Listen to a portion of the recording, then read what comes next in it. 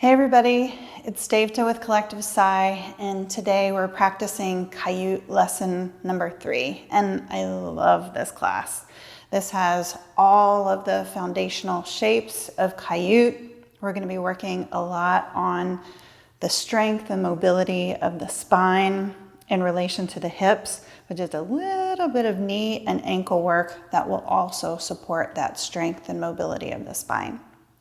But we start as we do with legs up the wall. So join me in bringing your bolster about halfway down the mat and then scooting toward the wall. We want our hips about 6 to 10 inches away from the wall. So not right up to the baseboard, but just a little bit further away. And also when you're doing Kaiut, the more you do Kaiut, then you want to vary that distance. And it really depends on how your body is in any given moment on any given day. So as you lay on the floor, then your body is going to give you messages of, oh, you know, my hamstrings are a little bit tight, so I'm going to scoot a little bit further away so that the angle isn't so up and down. Or maybe I want to feel a more broadening of the spine, and so I adjust my hips a little bit. So whatever you need to come into the most comfortable expression of this pose. Allow the feet to flop apart and begin the process of scanning the body, allowing the awareness to just kind of wash over the body. And as you find different areas of the body that are still holding on a little bit, then give them the permission to let go. Or stay curious enough to think of, what would it be like if I could let go just one shade more? And breathe. Let the body sink into the mat.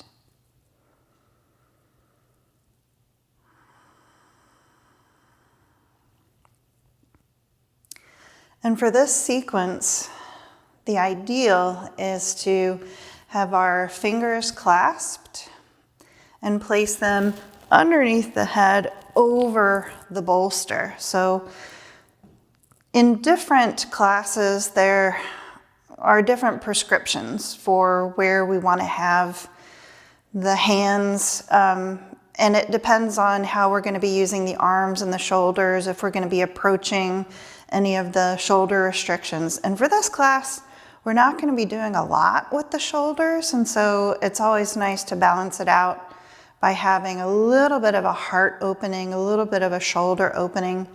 If this is too extreme for you, then you can always unclasp the hands and allow the hands to be anywhere from being at the sides of your hips all the way up to and including clasping the hands and cradling the head over the bolster. So relaxing into this shape. And breathe.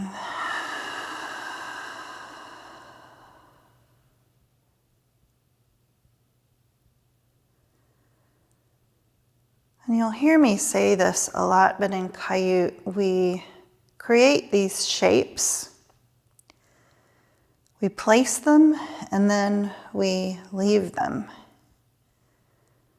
And our only job is to release the tension and any holding in any part of the body that's not contributing to the shape.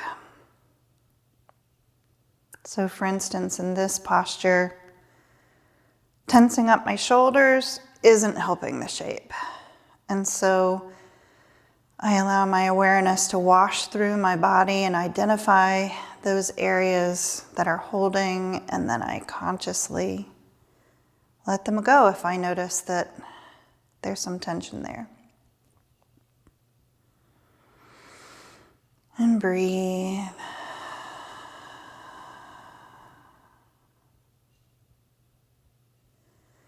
Most of the shapes that we're going to be doing in today's sequence, we're going to be able to be comfortable and relaxed.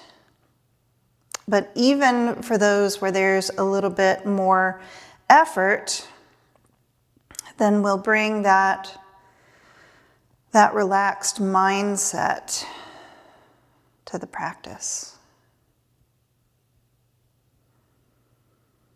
And breathe.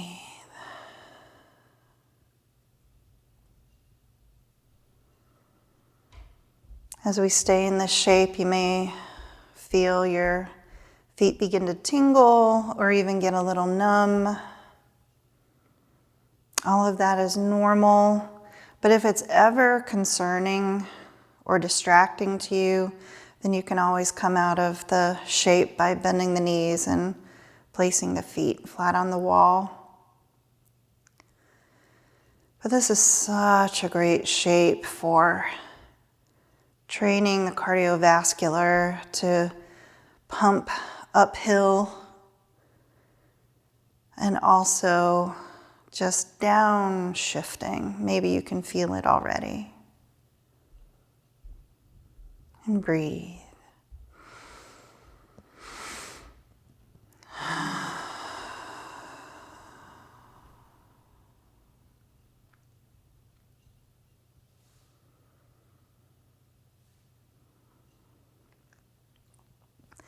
And now we'll all bend our knees and bring the feet flat on the wall. Rest here, feel the lower back broaden on the floor. Release the hands and then roll over onto one side. Anytime we've been on our back bodies for any amount of time, we like to give the back some time to transition.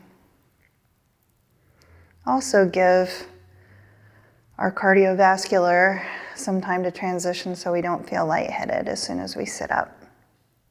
And when you're ready, press yourself to come sitting up.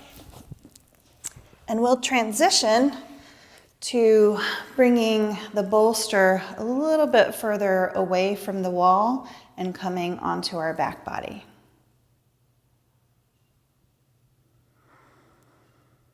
So starting lying on the back, knees are bent, feet are flat on the floor.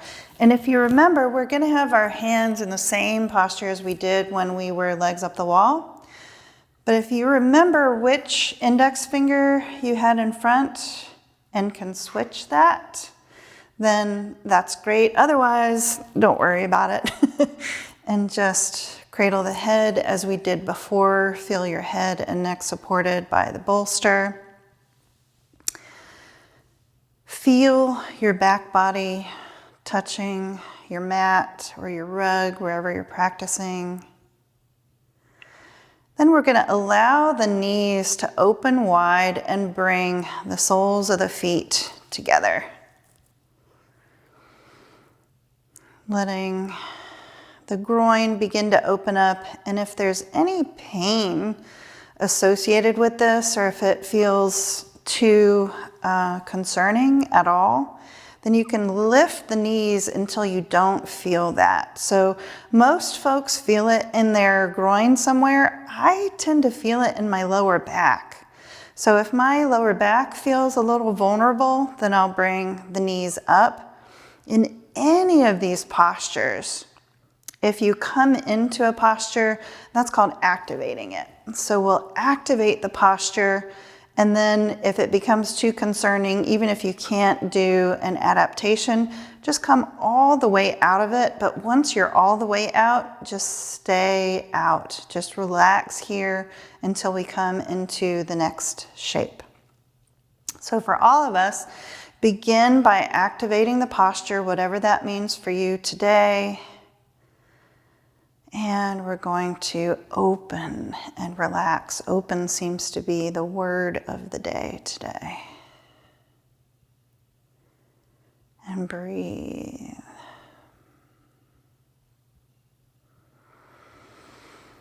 placing the shape and then allowing gravity to work with the body to create the impact.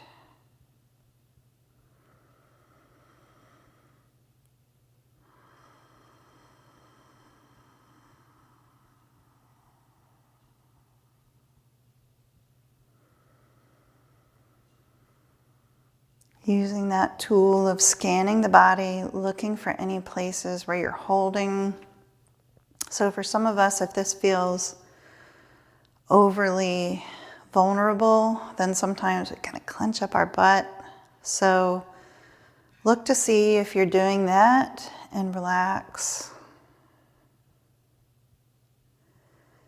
In just about every posture, there's somebody who's got their shoulders tight. So check in with your shoulders, check in with your face. Smooth your brow and your cheeks. Relax the toes, relax the belly.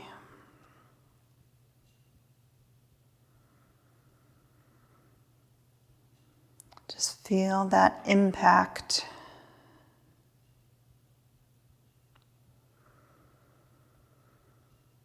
And breathe.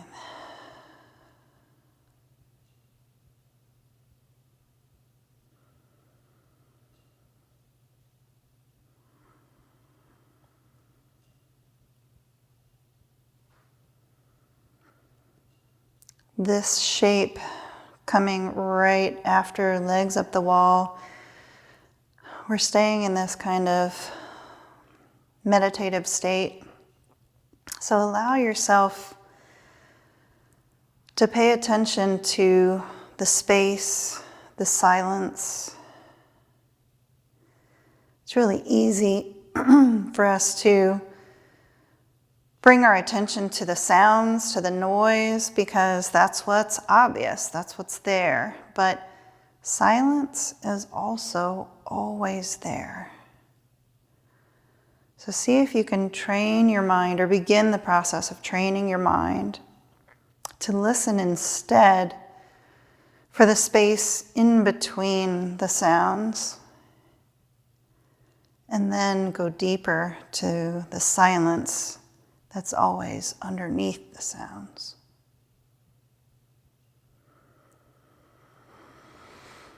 And breathe.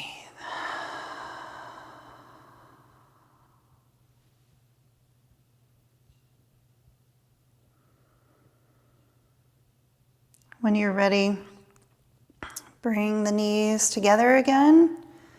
Press the knees and the ankles together, kind of hug them in nice and tight. Release the hands, palms face up at the hips. And just notice where your lower back is in relation to the mat. So we're not trying to press it down. We're not trying to modify it in any way. We're just noticing where it is. And our goal is to not move the pelvis or the lower back as we create some effort with our legs. So in this next shape, keeping the knees together, we'll extend the right leg without moving the pelvis, and then flex that right foot. And as we're flexing the right foot, the activity is actually coming from this hip, and I'm pressing down the length of the leg through the heel and then peeling those toes back towards the shin. And you'll notice I'm starting the process of refining a little bit. So naturally my toes want to point out that way, so I'm just going to reorient them. Keeping the knees together, you may begin to shake a little bit, and that could be because of your muscles aren't accustomed to this effort in this particular angle. Could also be a little bit of your nervous system. So just gauge yourself. If the shaking, if the effort becomes distracting or concerning, then you've already activated. Just come out of the posture and wait for the second side. But if you can stay with it, then stay with it. In Kaiut, powering through a posture is just it's not going to get you the results that you want any faster. Strength will be delivered to you. The strength of your nervous system, the strength of your muscles will be delivered to you. You don't have to push through. And now all of us are going to release the flex of that foot, bend the knee, return it to the floor. Now you've just efforted in one half of your body, so it's probably changed something in the orientation of your pelvis and your lower back to the mat. So just notice where your pelvis is in relation to the mat now.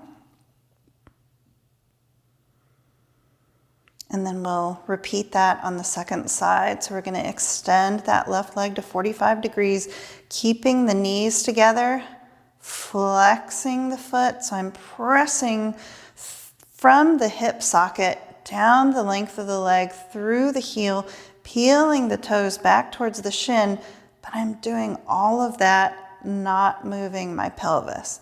So even though I'm pressing out of the hip socket, I'm imagining that I can press my foot or press my leg out of the hip socket, but without shifting the hips. So it's an energetic push down the length of the leg. And I'm going to check in with my toes. I don't need as much reorientation with this leg. It's attached to my body at a different angle than my right leg was, so I'm good there. I'm just making sure that my knees are together. I'm really flexing that foot. And now I start looking for transference of tension to any other part of my body. And it's really typical to want to squinch those shoulders up. So I'm just going to relax the shoulders, begin scanning the body. And again, I can feel a little bit of shaking, but I'm okay with that. It's not distracting or concerning for me. I'm not experiencing any cramping in the quadriceps. If you're dehydrated or if you're tired, that can often happen. Even if you're super strong, even if you're super fit, you can get those kind of cramps and shakes. So try not to label or judge yourself if you're feeling any of that. And now release the flex of the foot, bend the knee, replace the foot on the floor. And once again, just notice where the pelvis and the lower back is in relation to the mat. Take a moment here to just breathe. And exhale.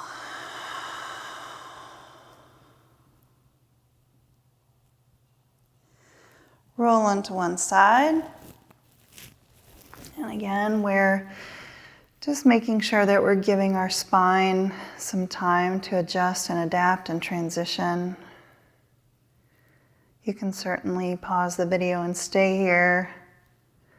But if you're ready to move on, press yourself to come sitting up and come sitting on your bolster. We're going to come back into our Sukhasana, our cross-legged position. Little boxier shape.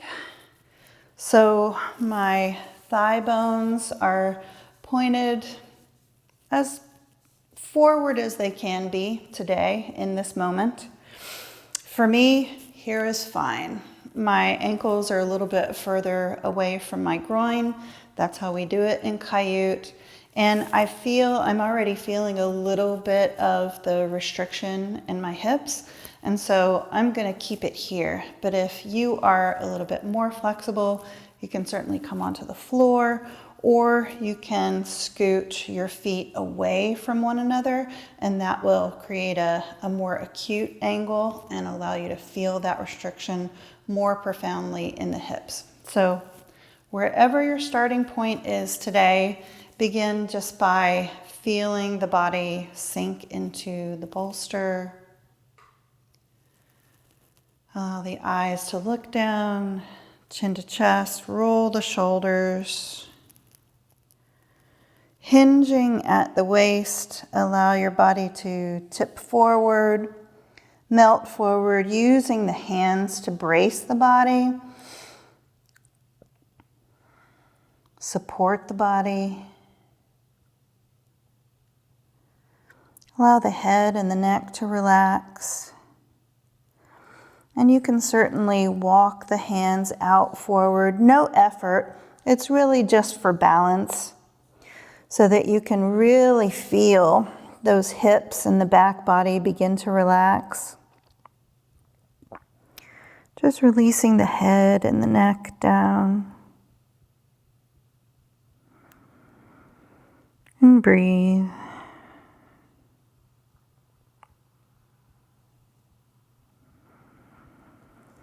Finding your optimal, again, that's the balance point between effort, sensation, and intensity. And since we're within the first 5 classes of Kaiut, then underdo. Be conservative. You'll be surprised at the impact that you can have without forcing, without overdoing. It's a real flip of especially our American mindset, that we just need to create a shape, place it, and then allow.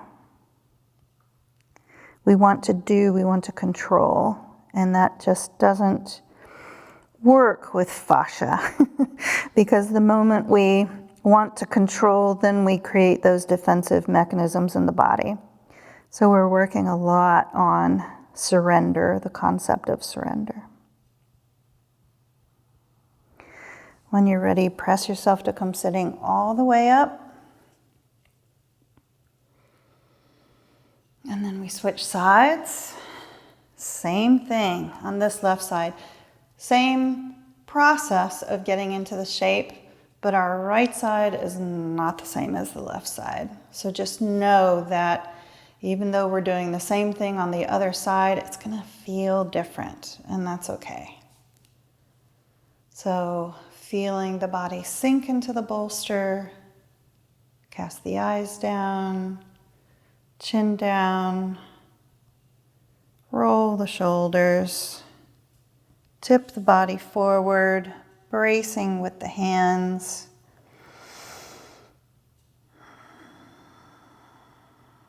Finding that optimal. Relaxing forward, moving the hands, shifting the hands if that feels right.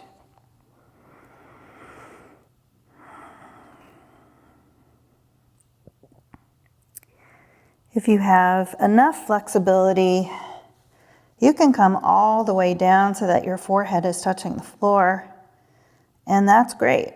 But if you're not there, then there's no reason why you need to try and force yourself, because the floor is a direction as opposed to a goal, and every angle along the way is important. So don't try and skip any of those angles. Allow your body to have the experience. Check in with the hips and see if they can relax just one tick more.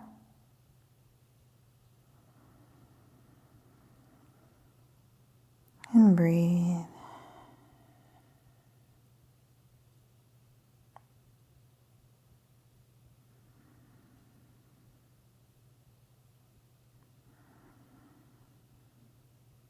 Checking in again, seeing if you can get in touch with that silence in between the sounds or underneath the sounds.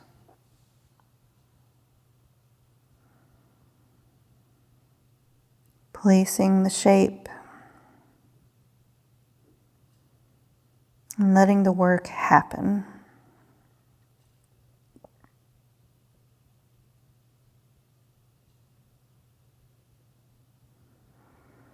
Press yourself all the way up when you're ready.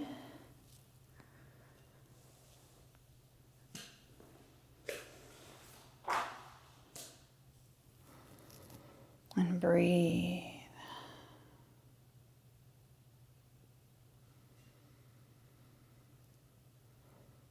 So again, since we're within the first 5 classes of Kaiut, if this is pretty new to you, now is a great time to pause the video and maybe take a walk around. A lot of people say, it doesn't really feel like I'm doing anything. We're sitting, we're bending forward, nothing's really happening. But once you get up and start to walk around, then you realize, oh, something is really shifting. Those first couple steps feel kind of strange. We call that the Kaiut zombie walk. So it's going to be a little stiff. If you need that, if your body needs that, then pause the tape, go make yourself a glass of water, a cup of tea, walk around, at least take a couple of steps, and then come back and join us because we'll be right here. If you're moving on, then come lying on your back again. Very familiar shape. Lying on the back with the bolster supporting the head and the neck. Knees and the ankles are together again. And just like we did before, we're starting by tuning in with the pelvis and the lower back and just noticing where it is in relation to the mat. Now, we've done some more work, so the relationship has changed. So starting with where you are in this now moment, we extend the right leg, keeping the knees together, bringing that right leg to a 45-degree angle. Flex the foot, and again, my big toe wants to point out, so I'm gonna angle it in. I can feel a big difference in the hip when I do that. It's a tiny, tiny motion, but it makes such a big difference. Now immediately I can feel my body starting to shake because we've done this shape before and we've extended the effort. And so my body is saying, wow, I'm feeling a little bit more fatigue right now.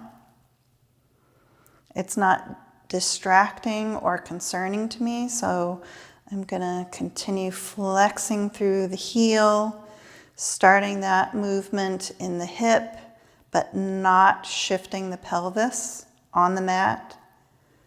The energy moving down the length of the leg, out the heel, and then peeling those toes back, really energizing and creating more space in that ankle.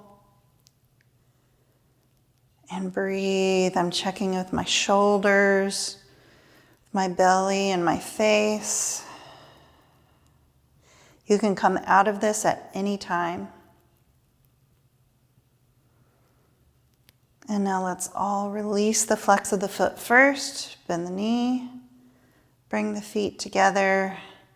Reestablish the awareness of the connection of our lower back and pelvis to the mat. And breathe.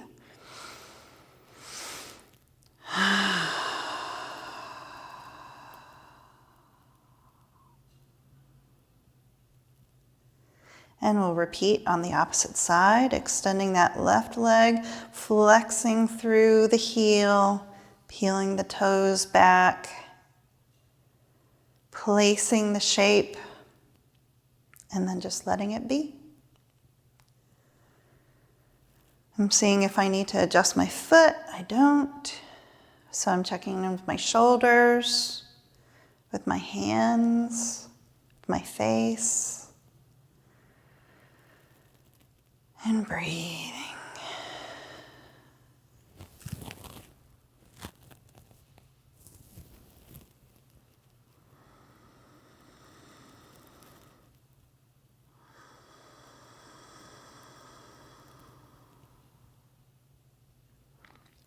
Here again, I'm feeling my body start to shake a little bit sooner than it did the first time around.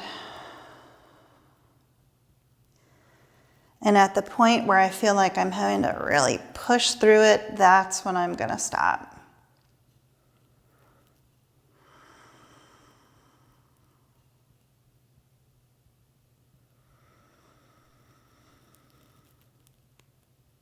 And now let's all release the flex of the foot, bend the knee, replace the feet down, and just notice. Notice any shifts, notice any changes, and breathe.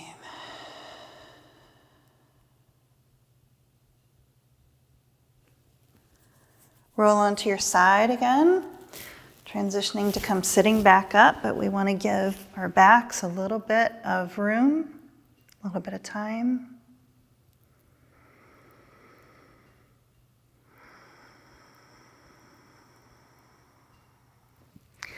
Press yourself to come sitting all the way up. Come back into that now very familiar Sukhasana, but we're going to be approaching it from a little bit of a different perspective now. So starting in Sukhasana, getting our foundation set. I've got my thigh bones pointed forward. My heels are a little bit further away from my groin. My feet are at a comfortable distance away. And I start, as we do, by allowing the body to sink into the bolster. Cast the eyes down, chin down, roll the shoulders, coming forward, but not all the way to my optimum. I'm going to stop just before then. Then I'm going to walk my hands over to the right side. I'm going to take my right hand and press it down into the floor. And you can see when I do that, my body weight shifts over to the left. Then I bring my left arm and I place it over that right knee.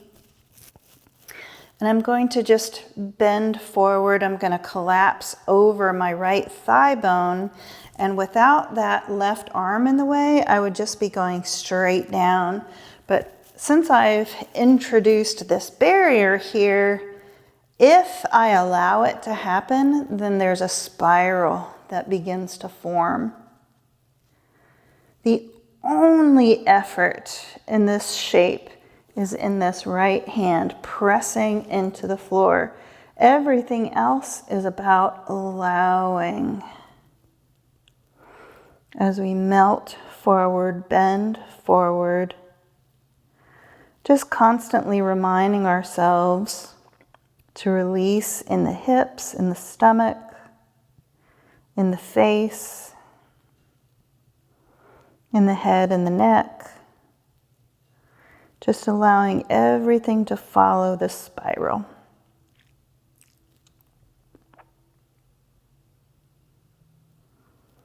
And breathe. It's a little bit more challenging in these spiral postures to breathe.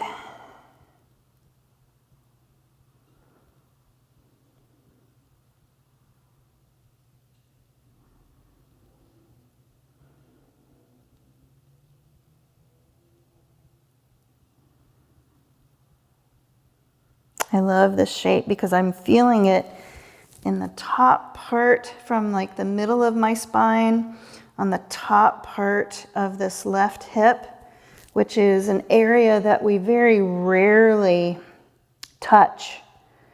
The only other time that I've experienced it is extended side angle in the Hatha and Vinyasa traditions.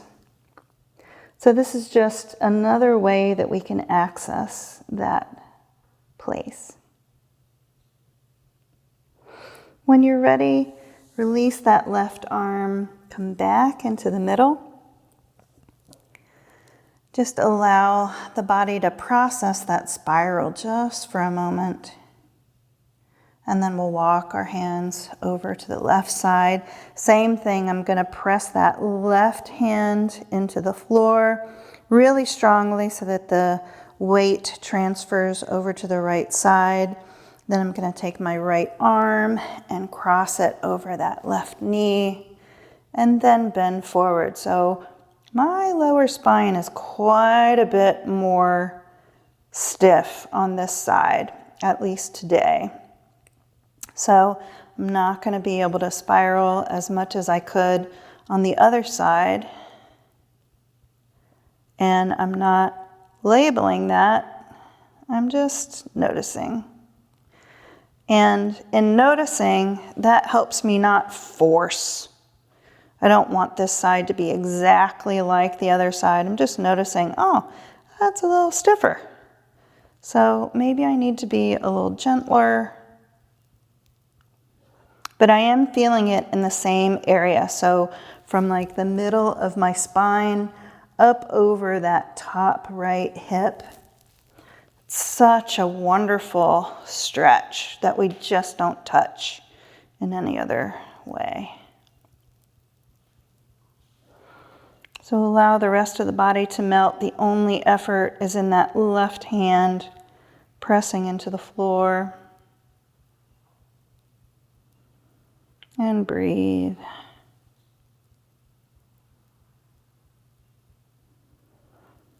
When you're ready, release the effort, release that right arm, walk into the middle. Allow the spiral to resolve, dissolve, and then press yourself to come sitting up. And here again, so I've been practicing a lot already today. I can feel it in my hips. If I were watching the video, I would put it on pause, I would take a couple of steps around, and then I would come back into it. So I invite you to do that if you're experiencing that level of intensity and sensation in your hips. Otherwise, if you're ready to move on, we're going to switch sides and do the same thing on the opposite side. And now, second side. So we start again by allowing the body to sink into the bolster, just activating that parasympathetic, that rest and digest before we go into the shape. Casting the eyes down, chin down, rolling the shoulders, and coming just before our optimal. And then as we did before, walking over to the right, so we're orienting our chest over that right thigh bone, pressing the right palm into the floor, shifting the weight to the left, taking the left arm, crossing it over that knee, and then just melting forward. The only effort here again is in that right palm, pressing into the floor, and I check in with my hips and say, hey, can you relax just one tick more?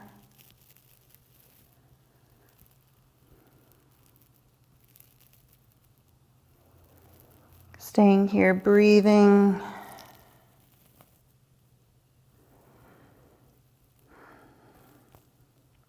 And again, some folks are flexible enough that they can release the arm and they fold their whole body forward over that right leg, and that's great.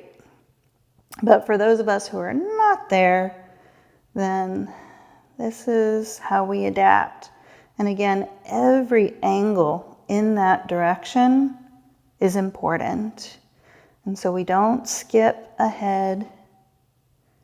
We don't try and pretend that we're more flexible than we are in this now moment. We work with what we got.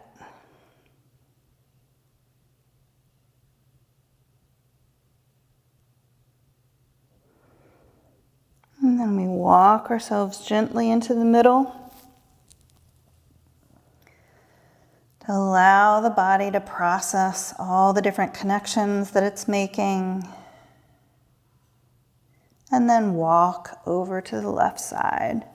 Same thing, press that left hand down into the mat. The right hand comes over the knee or in front of the knee if you're flexible in that regard. And then just melt forward. And here again, got a lot of restrictions, a different rotation in that right femur in the right hip socket, and some associated stiffness in that right lower back. So I'm just not going to be able to go further forward than this, at least in this now moment. Tomorrow might be different. 5 minutes from now might be different. But for right now, I'm just paying attention to my body's signals and breathing.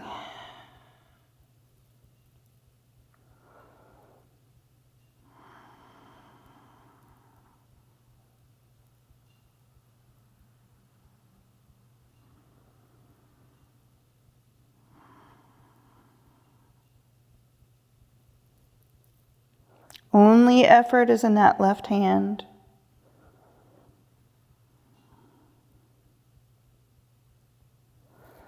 Walking the hands toward the middle.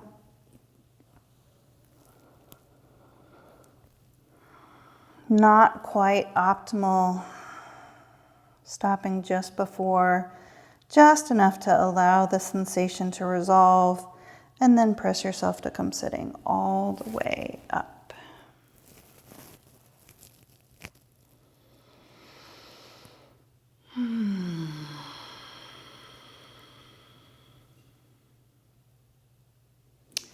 Then we'll switch sides again.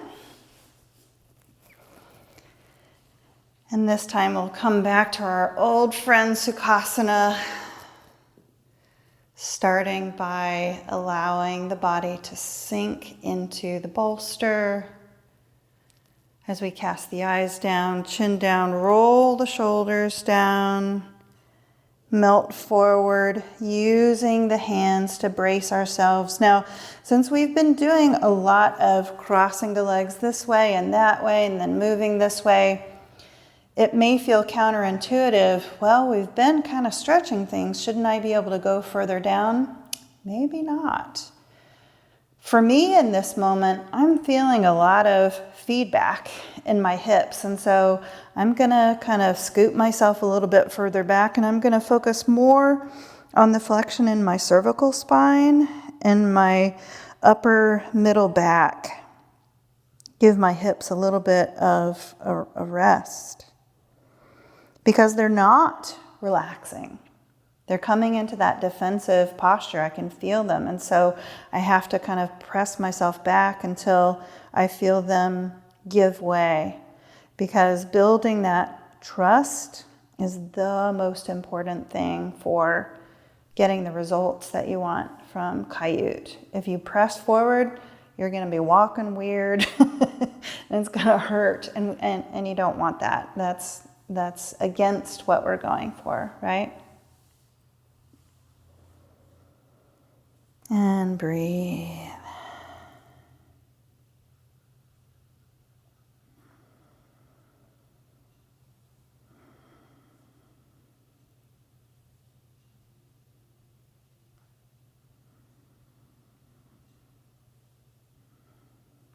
And I really appreciate being able to show you the imperfect versions of the poses.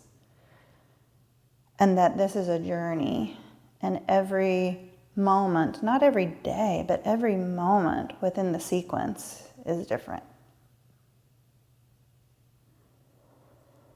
And wherever you are, press yourself to come sitting all the way up. And we'll cross our legs again in the other direction. And I'm already noticing this feels different. This feels more open than on the other side. And so I'm just going to go with what my body is telling me in this moment. And I start by allowing my body to sink into the bolster first, then casting my eyes down, chin down, rolling the shoulders, and then tipping forward, melting forward, bracing with my hands. I'm getting a little bit of a thank you from my hips here. Still not able to go as far forward as I was earlier in the sequence, but I'm okay with that. Listening to my hips, because I don't want to pay for it later today. And even as I melt into the posture, my hips are going, oh, okay, well, let's once again focus more on the cervical and the mid and upper back curvature instead of the lower back. So I'm just staying a little bit further upright And I'm pressing my front body into my back body. So it's as if my spine is pressing onto the skin of my back. And I'm creating the curvature, but I'm just a little bit further up because my hips are giving me some pretty loud feedback. And breathe.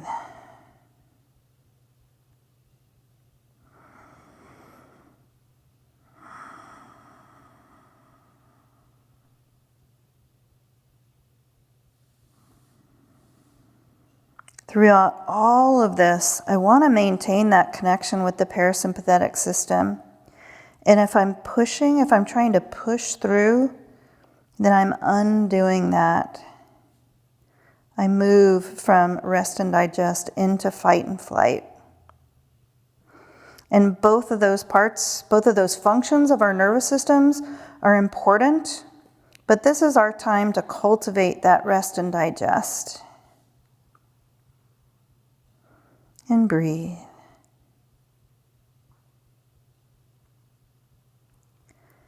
Wherever you are in this shape, press yourself to come sitting all the way up.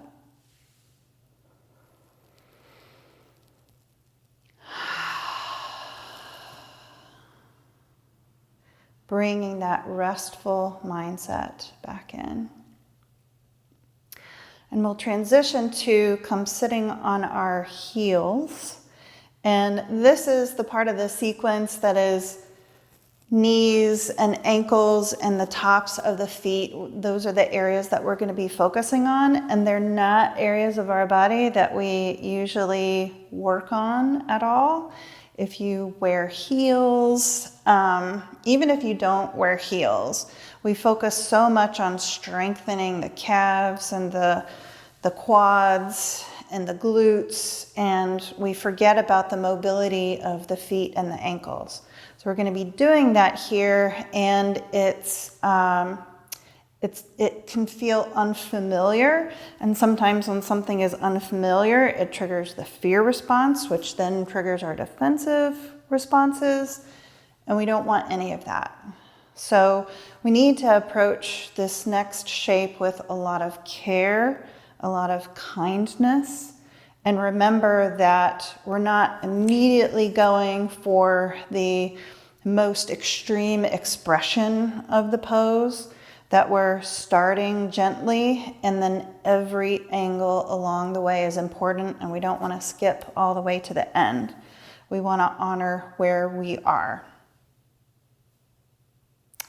Now, if sitting on your heels is just completely unavailable to you for whatever reason, if you have restrictions in your knees or your ankles or the top of your feet. I know a woman who broke her foot recently and she has to be really, really careful with the top of her foot. You can do that posture sitting in a chair. So come sitting in a chair, ideally not one that's cushy or that's going to push you back. It could be a folding chair, but something that's just solid. And you start just by bringing your feet back, and it's the area right before that outer edge of the foot, and then we're kind of rolling the feet onto the top. So we're creating space in the ankle. So I'm firing my quads to be able to do this and just pressing down on the top of the foot, and I can feel that I'm creating space in those bones of the foot and also in the ankle. So you just stay here. And then for the part of this posture where we are leaning forward and going into a forward fold, then you can bring another chair and have bolsters on it, whatever is comfortable for you to be able to just change the angle a little bit and rest there. So try it and see if that makes sense for you. Even if you're just curious about, I wonder what that would be like if I did it in a chair, then get one of your chairs and give it a try. Transition to come sitting on the heels.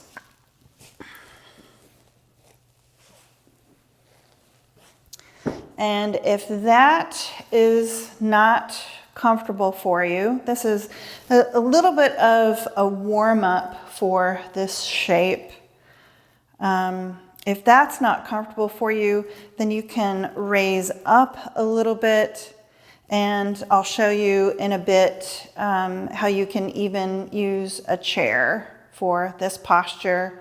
You can always also open the knees a little bit and use a pillow, or maybe you can use some blocks and sit on top of those. Again, this is just our warm up. So we're really just bending the knees in a different angle than we have before, and also just starting to apply a little bit of pressure on the tops of the feet and the ankles.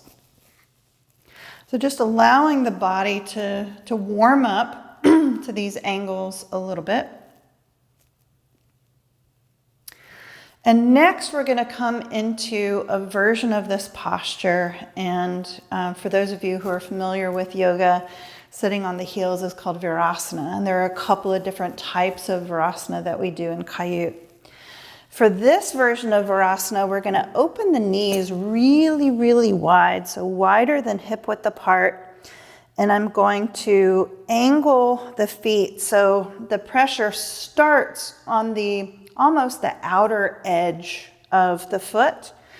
The toes are pointed toward one another, and then I fold back and sit back, and you'll see that my feet kind of relax down and flatten into the floor.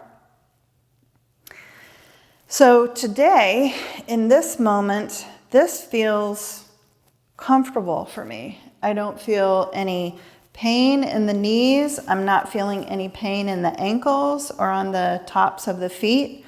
So this is the extreme version of this shape, and you can certainly stay here. If this is not comfortable, there are a couple of different things that you can do.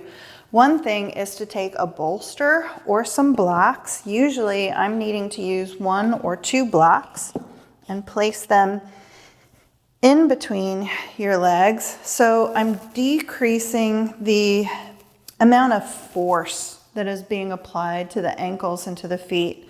So especially if you've turned your ankle in the recent past, or even if it's not the recent past, because you may have some scar tissue that gets in the way. If you're experiencing any concern or any discomfort that you would label as pain, we don't want pain. Again, we need our bodies to trust us, and we don't want to come into any defensive postures. And so elevating the pelvis can certainly help with that. That's one form. Another form is whether or not you're supporting the pelvis, you can shift the weight of your body a little bit forward and then just press down into a support. It could be a bolster, could be blocks. And I'll show you a version of using the chair in just a bit. So wherever you are, and I'm gonna continue using these blocks because I am starting to feel some feedback in a knee that I have had surgery in before. So come into your version of the posture and just allow the weight of the body to be distributed down into the ankles, down into the tops of the feet. And just stay here for a few breaths.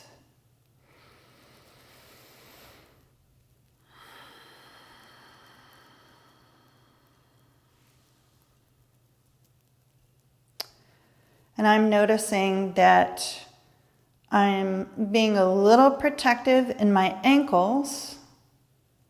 And so as I allow my awareness to wash through the body, I'm reminding the ankles that I'm properly supported. There's nothing that needs to be protected. And then seeing it let go. And as my ankles let go, then I'm finding my glutes start to fire up a little bit. So they're going, I don't know if I believe you. And so they will start to tense up. And then I have to say, hey, glutes, can we see if we can relax? And then they relax. Again, a very unfamiliar, so it may feel weird, it may feel uncomfortable, and that's okay, but at the point where it becomes concerning or distracting, that's when you want to come out of the posture. And once you come out, just stay out and wait for the next shape. If you're ready to move on, we're going to be bending forward in this shape, and if you're using any kind of support, you may need to adjust the support. So for me, I'm going to remove one of these blocks. I'm going to move some of my things out of the way and just release forward. For me, I can easily come onto my forearms and allow my forehead to come to the floor. But again, anywhere along here. So if you can only come this far forward, that's where you are today. But if however far forward you can come and is comfortable for you, I invite you into that version of this shape. Relaxing down, and again, allowing the awareness to wash through the body, trying to find those spaces that might be holding,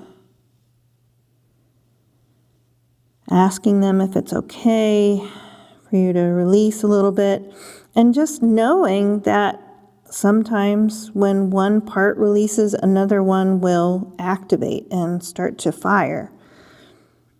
And so you have to move part by part.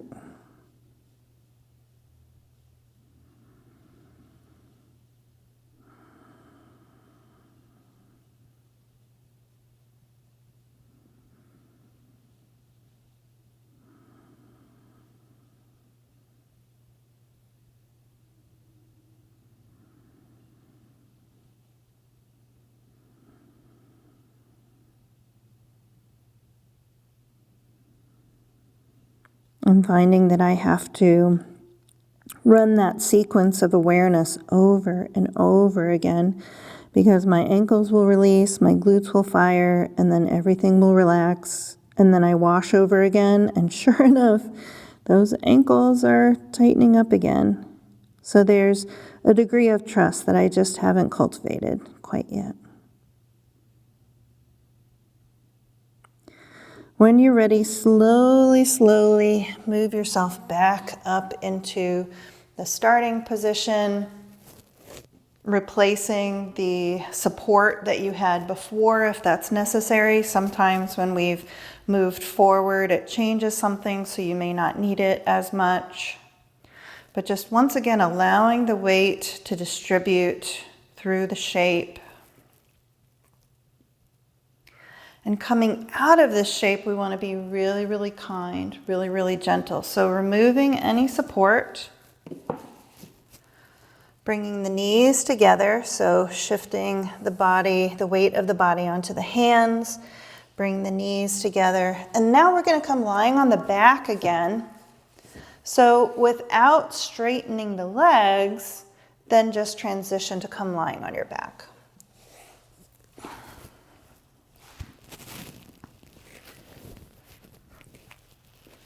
And starting as we do, supporting the head and the neck. The hands can be wherever you would like. It's better for this posture for them to be either palms face up or palms face down. Hug the knees into one another and the ankles into one another. And just feel the position of the lower back and the pelvis as it relates to the mat. If there's any sensations, allow them to dissipate. And even pause the video. If I'm moving before you're ready to move, then just pause the video and come back to it when the sensations in your lower back are ready. Once you've established where your pelvis is, when you can feel what's touching the mat and what's not touching the mat, we'll come back into that shape where we are extending the right leg without moving the pelvis and flexing the foot. Wow, this feels very different after coming from Virasana. I'm going to check and see, yep, I need to rotate that leg a little bit more. I'm pressing really profoundly through the heel, peeling the toes back, and now I'm going to move that leg about 1 inch closer to me.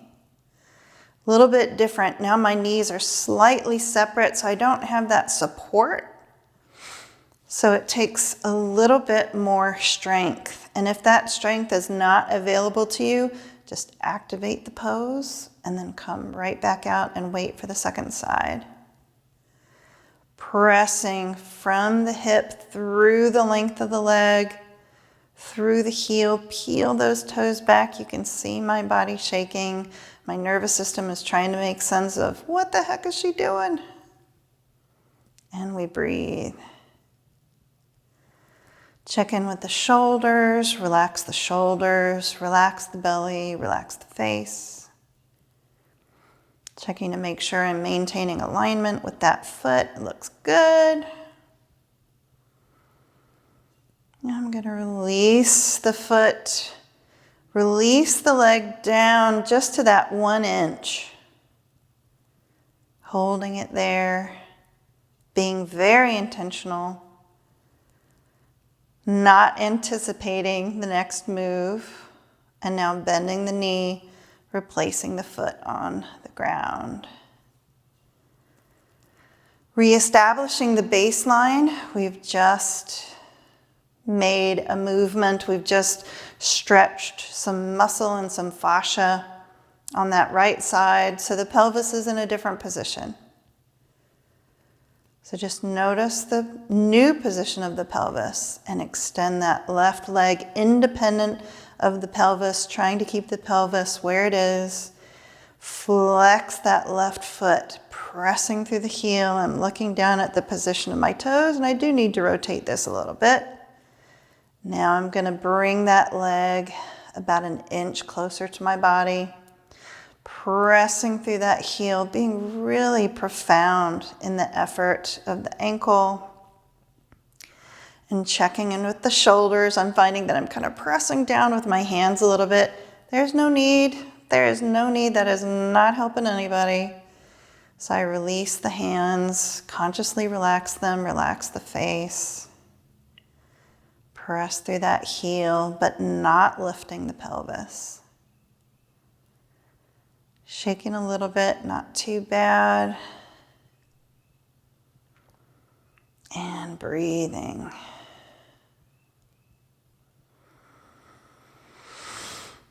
I'm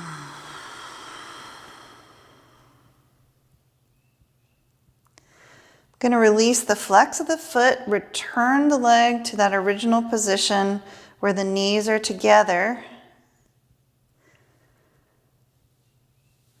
Staying here, breathe.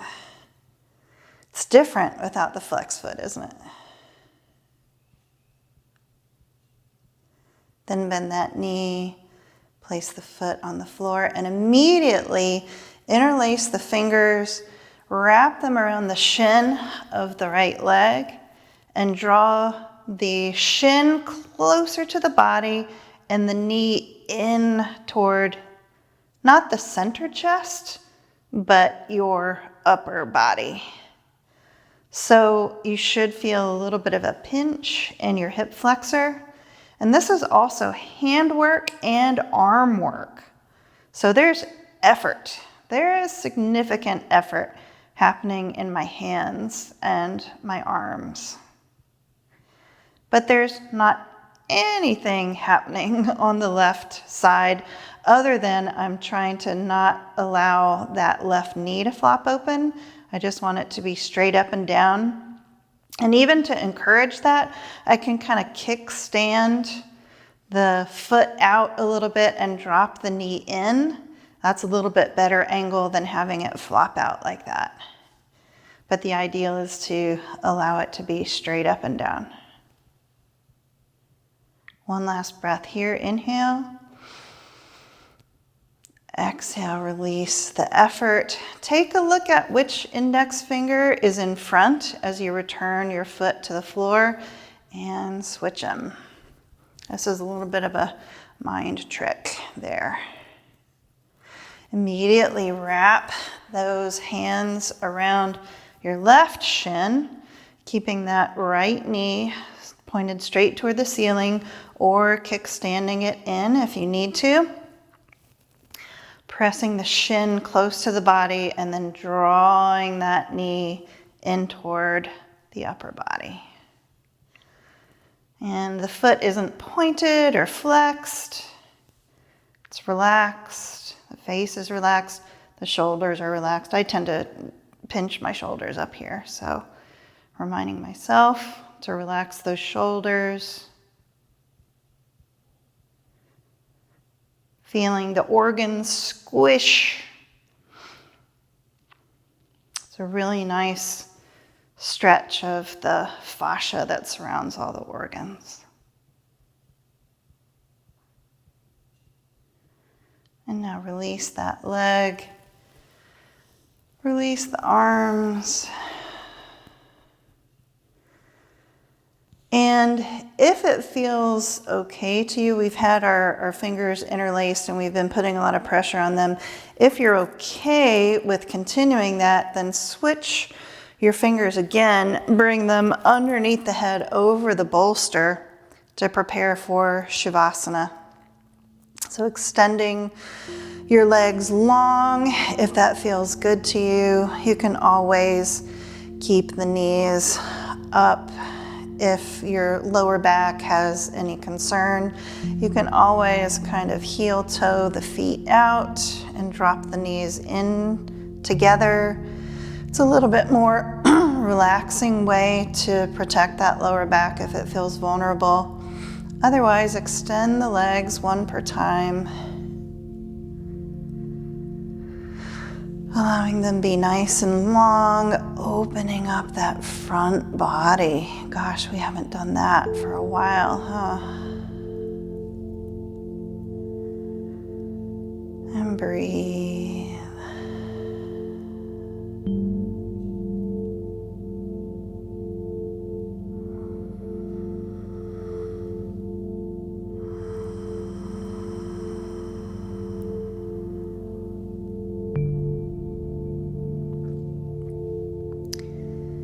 If there are any concerns in your shoulders, or again, if your hands, your fingers, the knuckles of your hands, if all of that is fatigued, you can certainly bring your hands and your arms into a different position. But come into your version of Shavasana.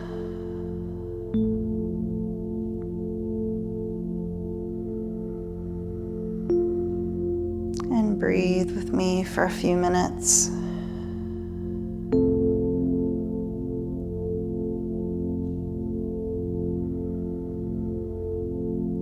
We're going to stay in this space together.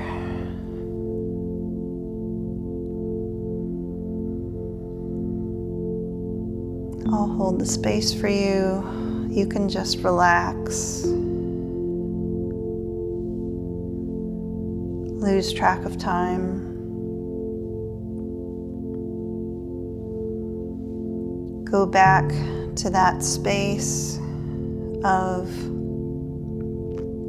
listening to the silence in between the sounds or beneath the sounds.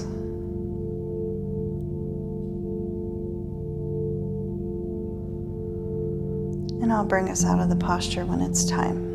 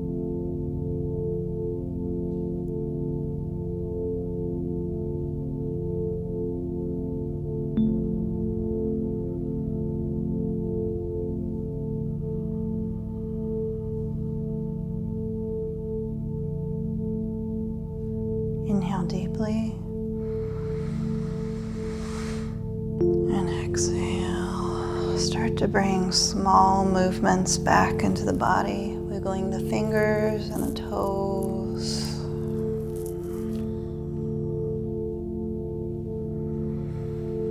Stretch up and back.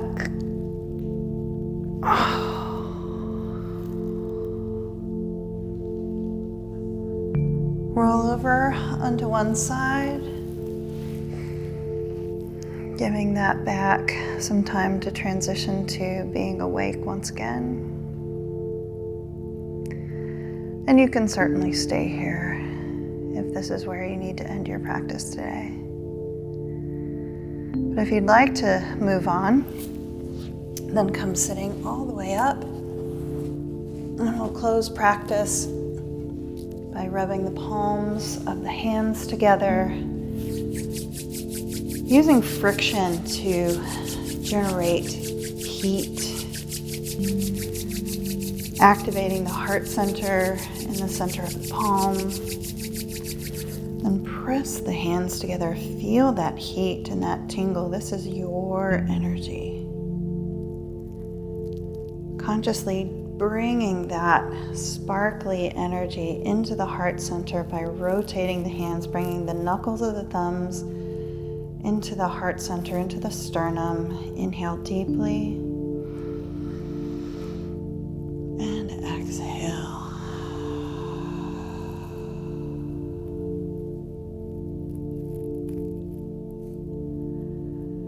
Thank you for joining me in this practice today. I hope that you can bring the peace and the openness into your everyday. Namaste.